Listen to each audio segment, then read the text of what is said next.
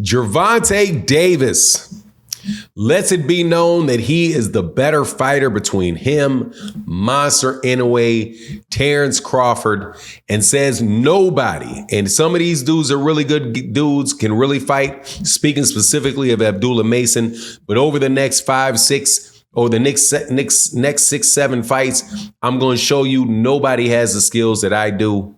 And I'm going to tell you right now, man, I think that kid has a very high likelihood of being right. Let's talk about that in this video.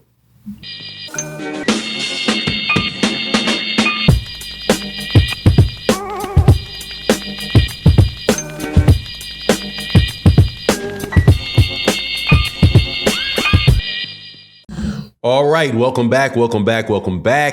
Gervonta Davis, tooting his own horn, patting his own back, telling y'all what the deal is with him and how good a fighter he is. Something that I don't understand how people have not seen for a while. But in a response to a comment about a young, phenomenal fighter who goes by the name of Abdullah Mason, and people saying Abdullah Mason's at 135 pounds. People after his last performance that Abdullah Mason had are saying that he can beat anybody in the 135-pound division, even Tank. That's a very tough fight for Gervonta Davis. And Gervonta said, man, let this guy grow. Let him grow. And I'm telling you right now, over the next 6, 7 fights, you're going to see nobody has the skills that I have. Now, I'm going to tell you why I think that that's true. And I don't just think that it is the skills. I think it's this combination of the skills and the talent that he has. But before I get into it, let me welcome you back to the channel. If you are new to the channel, please accept my invitation to hit the subscribe button, hit the bell icon so you can be notified of when we release more videos. And if you're a longtime subscriber and supporter, thank you so much. Thank you to everybody that supports in the super thanks. You guys know who you are. This video may be a little bit long, so I'm going to try to get into it. But I got to say what's up to Matty Yo, Big Mike, Barbara D, and the rest of the crew. Jay Milts, Jay Miller. Thank you guys for constantly supporting us in that super thanks. But let's get into this. Okay, so 6 more fights, he's going to prove it. This is Gervonta Davis. Who can these 6 fights be? If you include Frank Martin, you have the ability to have Shakur Stevenson, Vasily Lomachenko, Edwin De Los Santos, Teofimo Lopez, and Devin Haney. Let's just assume that those are the 6 fighters that he could be looking at. And I think that that's reasonable. Now, of course, some people may lose. Some people may move up in weight all the way up to 147. So you can't guarantee who any of these people are going to be. But Shakur can happen. He's at 135 and looks like he's going to be a free agent. And if that fight is definitely something could be made. Vasily Lomachenko, less likely, but he's then the next guy at 135, or it could be Navrati. Just assume that he can get past that top rank barrier. Then obviously Frank Martin, the guy that he's fighting. And then we've got Edwin De Los Santos, and then the people at 140, Teofimo Lopez and Devin Haney.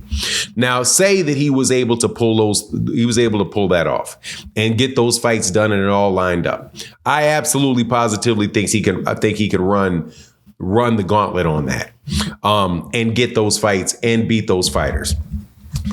Is it going to happen? Who knows? Because that's not how boxing works, right? Many of those guys, you have promotional barriers, like the fact that several of them are with Top Rank. And Bob Arum has already said it's not his business to look for fights for Gervonta Davis. However, will we see the skills in the next 5 or 6 fights, 6 or 7 fights? And I think maybe he's talking about 6 or 7 fights might be his career, because he's 30 years old. He's fighting 2 times a year. He's 29 years old, fights 2 times a year. That's, what is that? Another 3 years. You're talking 33, 34 years old with a guy that is a smaller weight class type of dude making that type of money. He may check out after that. However, as far as the skills go and the people having more skills, if you've watched Gervonta Davis from the beginning of his career, or at least from the beginning, the time that he really broke on the scene with his win over Jose Pedraza, I mean, man, God dog, I have no idea how people do not see that dude is one of the most skilled and talented fighters in boxing. He can fight on the inside. He can fight on the outside. He can fight on the back foot. He can fight coming forward. He has incredible defense. He has incredible offense to defense. He has extremely, extremely, extremely fast hands, powerful hands, quick feet, all of the nine. Everything that you're looking for. He has a chin. He sets people up to make them come to him. If they won't come to him, he can go to them, or he can start off going to them, wears people out to the body, lands shots up top. Just all around extremely, extremely skilled. And there are some things that he does have that Terence Crawford doesn't have. Where Terence Crawford, you're not going to see really walking people down. You're not going to see him slipping shots and fighting the way that Gervonta Davis does. Now, Gervonta doesn't switch stances, even though I've seen him do it a couple times like Terence Crawford does. But look, man, that dude can absolutely, absolutely fight.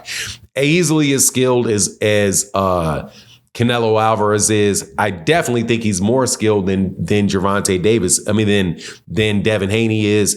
Shakur Stevenson, I think the difference between him and Shakur Stevenson is that offense to defense and the power. That's why I have Gervonta Davis as my number 2 pound for pound fighter in the world. I got him right behind Terence Crawford, and I got him above Monster Inoue.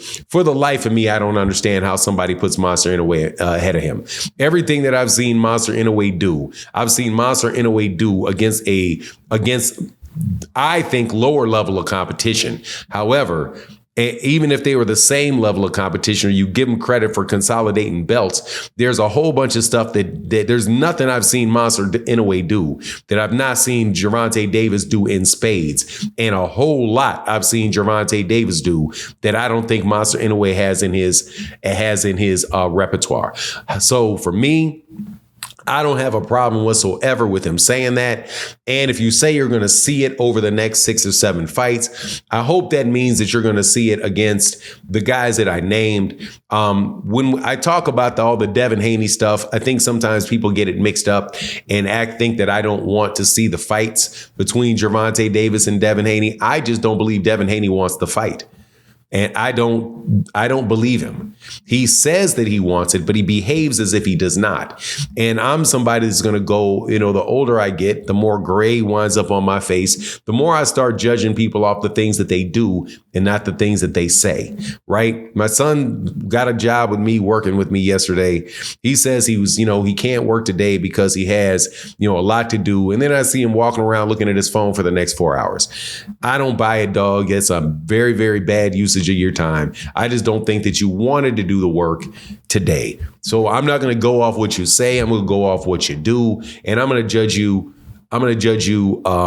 As a result of that. And I think that's my feeling about Devin Haney. I just don't think he really believes it.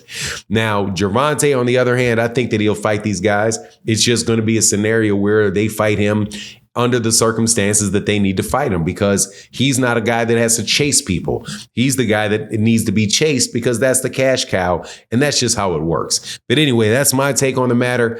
Please let me know what you think in the comment section. And with that, I'm out. Deuces.